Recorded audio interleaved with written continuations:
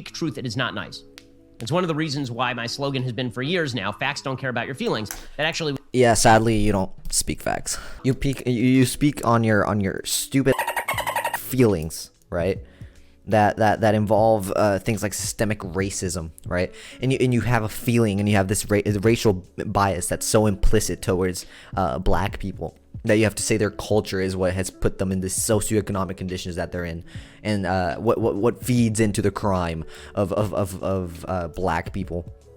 And then you lead people down this hellhole where they start looking up things, and then they bring up 1350, and it's actually ridiculous how you can say that facts don't care about your feelings when you're the one who actually is judging people based on your own implicit bias. It's ridiculous. All have to push forward with that attitude, because it is niceness that has been... I mean, if we really were pushing forward with that attitude, you wouldn't be platformed, Ben Shapiro. Weapon used against the right. I think the right knows this, by the way. It's why the right is never going to nominate John McCain or Mitt Romney again. Those days are over. There's going to be no more of this this sort of civil concession to the language of the left. There's no... Yeah. So now what we're going to do is put fascists in office. Okay, also, you're going to have to engage and convince, right? This is something that we have not yet done. This means we do have to reach out to people who are in the middle. We do have to reach out to suburban women who turned away from Trump in this last election cycle. We are going to have to reach out, not just to people who already agree with us, but increasingly, we're going to have to reach out with a conservative message that speaks truth boldly and draws in stark colors to people who have not historically voted Republican. By the way, that has effects, right? Trump won an outsized number of Hispanics in the last election cycle, contrary to all... Yeah, sadly, it's due to the fact that people from these countries sometimes come from a place where socialism has failed, and anything left-wing of conservative is considered taboo for them, because the countries that they live in were overrun by American imperialism, and socialism has failed in those countries due to either poor execution, authoritarian leadership, or American imperialism, or a combination of all three, which would lead to a demise of what socialism is understood to be. So that is the reason why they vote conservative. It's not for any other reason. It's not because conservatives actually have any sort of idea of what they're talking about, or because their fiscal or social policies are in any way agreeable. It's just due to the fact that these people are simply scared and uneducated on the fact that liberals are not on the left and liberals are not socialists. But your propaganda and your party's propaganda, Ben Shapiro, is what leads to these ideas being spread. It's a little bit ridiculous to come out and say that Hispanics are voting overwhelmingly for Donald Trump due to the fact that we see several times over and over again Trump condemning the left, as in liberals, which are already center-right, as some sort of as some sort of ploy to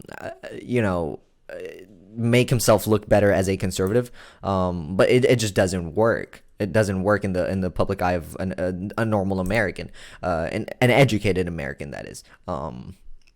Eventually, the class consciousness will happen, and when that day happens, it's the end of the Republican Party. It is the end of the right-wing neoliberalism that we have had in this country. That's literally it. Like, that's it. Once class consciousness takes over, and we're kind of close to that. It's gonna be it. You want an outside share of the black vote, right? As alienating as Trump can be, speaking truth bluntly sometimes has an effect.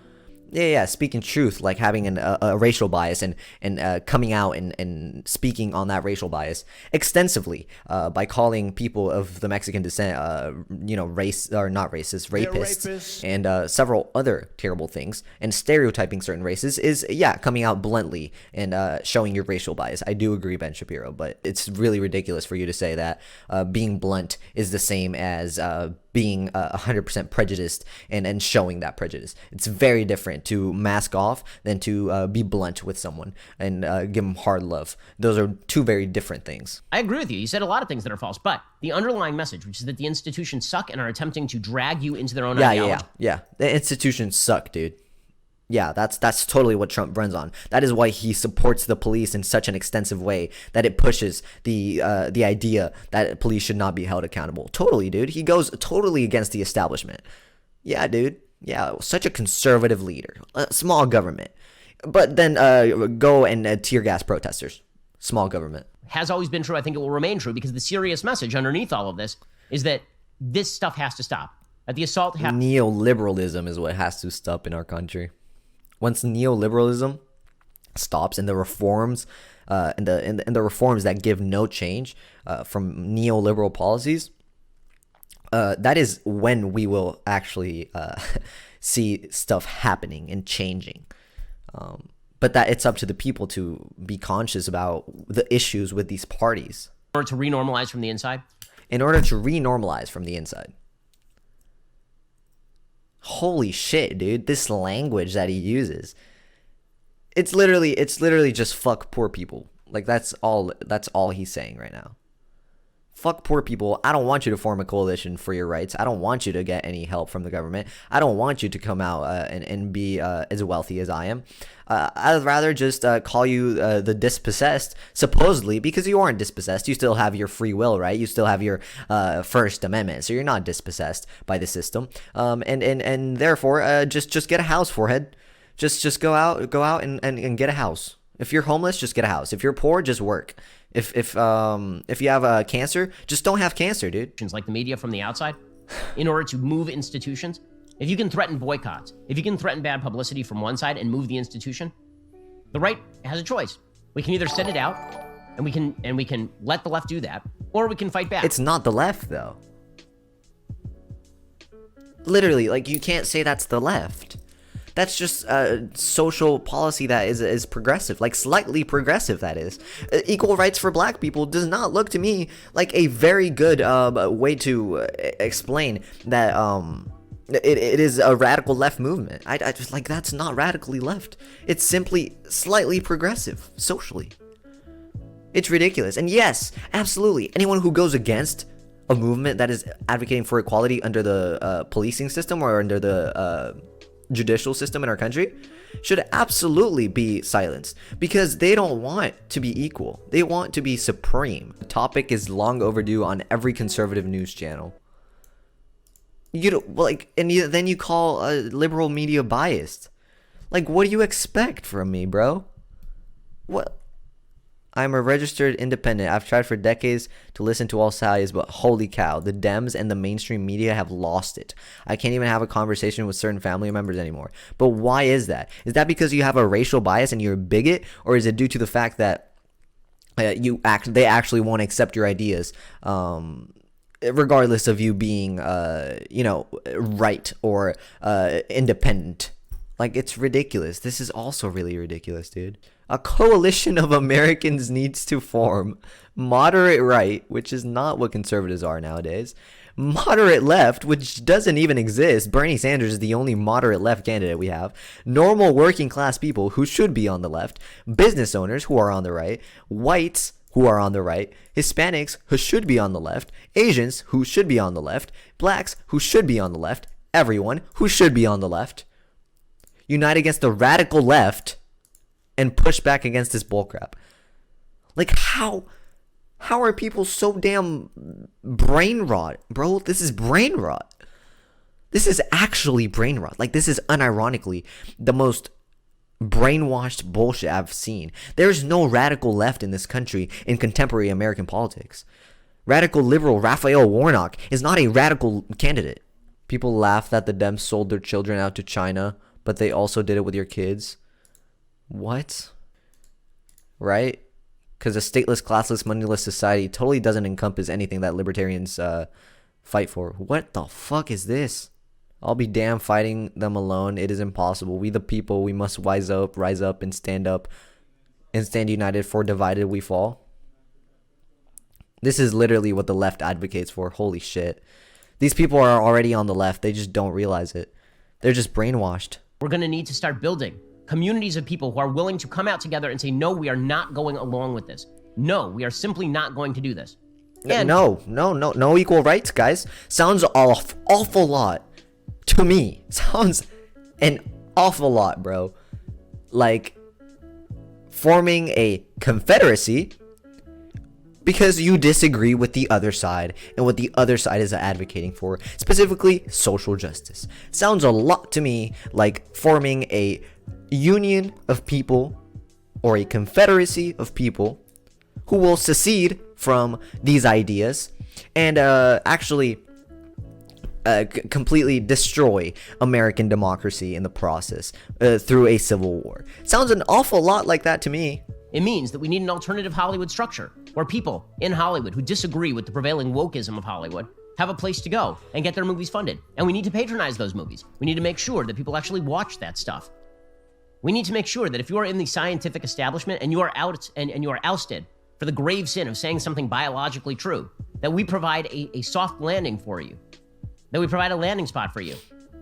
And one of the great mistakes that the right made is that they always assumed that institutions beyond college would shape the people coming out of college. Right? College, we understood that colleges shape the students and they shape them toward woke philosophy. Yes, woke philosophy. The woke philosophy of the left. The true wokeism of the left. You know, crazy, insane things. Like, I don't know. Not having a racial bias in policing. Abolishing mandatory minimums. The radical idea of healthcare for all. Such a woke, insanely radically left philosophy. It's communism, brother. I can't let communism in my country. You see that? You see that motherfucker Stalin? Stalin fucking everyone up. I can't let Stalin come into this country. But we also assumed that they would get out in the real world, they'd go work in corporate land, they'd get a job, they'd pay taxes, and eventually they'd get more conservative. And there was some truth to that. Yeah, dude. Because the capitalist mode of production doesn't inherently make you a right-winger. Because when you have to start paying taxes, that doesn't inherently make you a right-winger. It doesn't. It really just does not inherently make you a right-winger. What an idiot. Just because people want to pay less taxes does not mean you necessarily have to become a conservative. No. It just, anyone with a true mindset of progress would understand that that there is a major factor within paying taxes, which goes to social programs such as welfare to help the most needy, as well as if we had a Medicare for All program, those taxes will go to that Medicare for All program, which could save their life eventually. So I don't think they would have a problem paying for those taxes, which would actually be cheaper than paying for private insurance in the long run. So, Mr. Ben Shapiro, I don't know what ideas of wokeism you have. To silence everybody. There is a majority in this country that still believes that America is the greatest country ever conceived. There's still a majority in this country. Yeah, dude. The country with like social inequality for black people up till the 1960s and a little bit over even is the greatest country in the world. The country where the Great Depression hit the hardest and people were living in fucking sheds in New York is the greatest country in the world. The country where tax cuts from the Bush administration and a failure to comply with financial situations of the country led to a Great Recession where people lost their homes is the greatest country in the world. This is all the greatest country in the world. Greatest country in the world, dude, where black people were enslaved for 400 years. Like, dude, amazing country where we genocided Native Americans when we came into this country as colonizers. Greatest country in the world. Yeah, dude. Where we deemed black people to be 3/5 of a person. The greatest country in the world. Still wants to stick together. But in order for us to stick... Yeah. Stick together. Secede from the union. Fuck black rights. Right? That's the people that should stick together to go against the idea of social justice. You know what I mean? Like, that's totally fine, dude. Together. We're actually going to have to now create structures for us to stick together. Oh, bro, this guy's... You do realize what he's saying, though, right? Create structures to stick together. Like, you do realize the amount of party politics. Not only that, but several other factors that play into this that are actually extremely fascist-like. that we should create an institution to stick together, and so our ideology isn't repressed by the insane, media. It seems an awful lot like the Nazi Party trying to silence people who were speaking out against them. Comparing to Nazis, kind of cringe. Dude, this is literally what the Nazis used to do. Dog, no, like, genuinely. This is what the Nazis used to do. Like, they literally set up institutions and gave speeches in these private institutions to stick together, not get silenced, eventually use Jews as a scapegoat to say, these people are silencing us, these people are the evil people, and it got everyone to believe that shit, somehow. And, jeesh, did it work. What the Nazi Party was doing, this is very similar, using a scapegoat ideology or a scapegoat group of people to blame all your problems on due to the fact that your ideology is fucking dying, and then bringing up a leader who will actually be so radical that people will start to like him, and the pseudo-intellectualism will get into people's head to the point where you have people who will actually be completely for the genocide of a certain group of people. Like, this is literally what these Nazis used to do. There's no left in political discourse in our government. There's no left at all. Maybe a tiny bit of left, but like, yeah, there's barely any left, if I'm gonna be honest with you. It's right wingers, conservatives who are on the authoritarian spectrum of the right wing, and then center-right authoritarian neoliberals. That is all our country is in politics right now. And there are a few people who do go center-left, like Bernie, like maybe AOC, maybe like Ilhan Omar. Those are examples. But regardless, I just think it's ridiculous to come out and say there is a left in this country, because there really is not. It's dumb. It's a dumb thing to say. There's no left.